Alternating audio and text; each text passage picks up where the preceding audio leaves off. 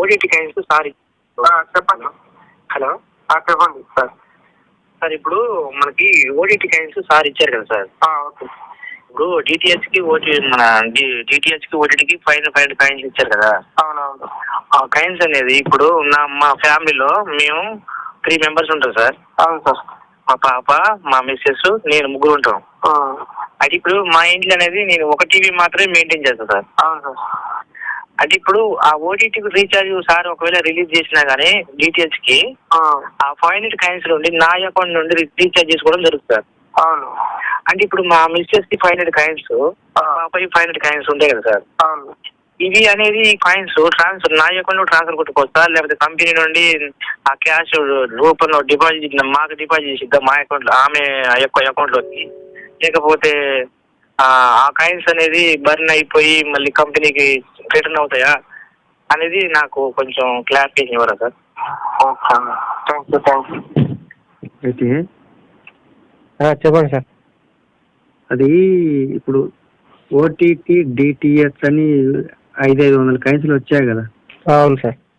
ఆ 500 కాయిన్స్లు ఎవరైతే top of చేసుకుంటారో సార్, ఆ టాప్ ఆఫ్ చేసుకున్నప్పుడు, ఓటీటీ టాప్ ఆఫ్ చేసుకున్నప్పుడు, యాక్టివేషన్ చేసుకున్నప్పుడు ఆ కాయిన్స్ మాత్రమే ఆ ఐడికి సంబంధించిన, ఆ ఫోన్కి సంబంధించిన, ఆ మెయిల్కి సంబంధించినవి మాత్రమే కాయిన్స్ యూజ్ చేసుకోవచ్చు. ఇంకా మన ఫ్యామిలీలో ఇంకెవరైనా కాయిన్స్ ఉంటే కూడా మన దాంట్లో దోబుకొని అట్లా కూడా రీఛార్జ్ చేసుకునేవానికి రాదు. అవును సార్. ఏ ఐడికి ఆ ఐడికి సంబంధమే ఉంటుంది అది. అవునా. ఇప్పుడు నీ ఉదాహరణకి ఏంటంటే, నాకు తెలిసిన పద్ధతి చెప్తాను నేను. ఓకే సార్, చెప్పండి. ఉదాహరణకు నీ ప్లేట్లో అన్నం పెట్టిండ్రు అంటే పక్క వాళ్ళ ప్లేట్లో కూడా అన్నం పెట్టిండ్రు అనుకుందాం.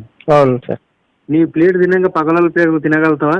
తినలేము సార్, మా ముందే తింటావు కదా. నీకు ఎంత కావాలో అంత తింటావు, మళ్ళా పక్క వాళ్ళ ప్లేట్లకు తినలేవు.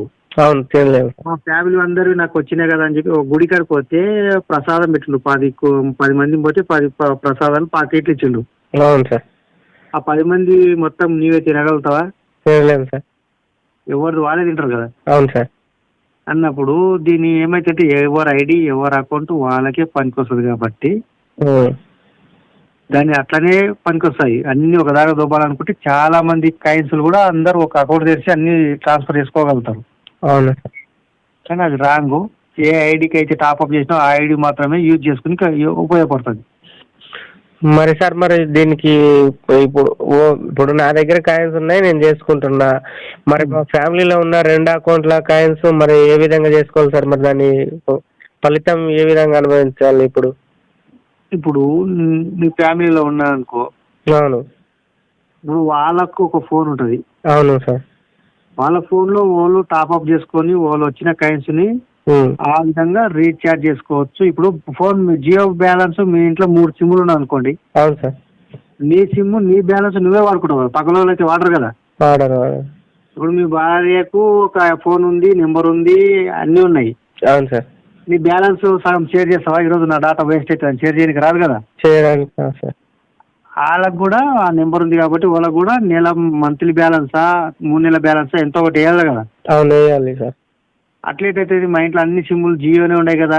నేను బ్యాలెన్స్ ఒక 6 నెలల బ్యాలెన్స్ వేసుకున్నా, 2 నెలల బ్యాలెన్స్ మా భార్యకి షేర్ చేస్తుంటే అవుతుందా? కాదు సార్. కాదు కదా. నేను వాడను ఎక్కువ, నేను వేరే పనిలో ఉన్నా, తెలియక నేను 6 నెలల బ్యాలెన్స్ వేసుకున్నా, సగం బ్యాలెన్స్ మా భార్యకి ఇచ్చిపోతా అంటే వస్తుందా? రాదు సార్. అట్లా రాదు కదా. ఏ ఫోన్కి నెల బ్యాలెన్స్ ఎట్లా డాట్ వేసుకుంటామో, ఏ రీఛార్జ్ ఏ టాప్అప్ చేసుకున్న వాళ్ళకి కాయిన్స్లు వేయి. ఇప్పుడు నీకు ఇచ్చినాక మళ్ళీ మీ భార్యకి ఎందుకు ఇచ్చిండు? తాను కూడా ఎస్బీ అకౌంట్ ఉంది కాబట్టి తాను కూడా కాయిన్స్ ఇచ్చిండు కాబట్టి తాను కూడా టాప్అప్ చేసుకొని తాను కూడా రీఛార్జ్ చేసుకుని ఓటీటీ చూసుకోవచ్చు. అవును సార్. ఒకటి ఉంది కదా, నేను డిటిహెచ్కి అన్ని ఒక దాంట్లో దొరికి డిటిహెచ్ రీఛార్జ్ చేసుకుంటూ పోతా అంటే సాధ్యం కాదు. అవునా సార్. Thank you sir. ఆ విధంగా ఉంది కాబట్టి అది అట్లా రాదు. నాకు తెలిసిన పద్ధతులు నేను చెప్పాను. ఇంకా నాకు కన్ఫర్మ్ అనేది కాదు, నాకు అర్థమైంది కాబట్టి చెప్తున్నాను నేను. Okay sir. ఇది 100% ఇదే ఉంటుందని అనుకుంటున్నా. Okay sir. ఓకేనా? Okay sir. ఓకే సరే.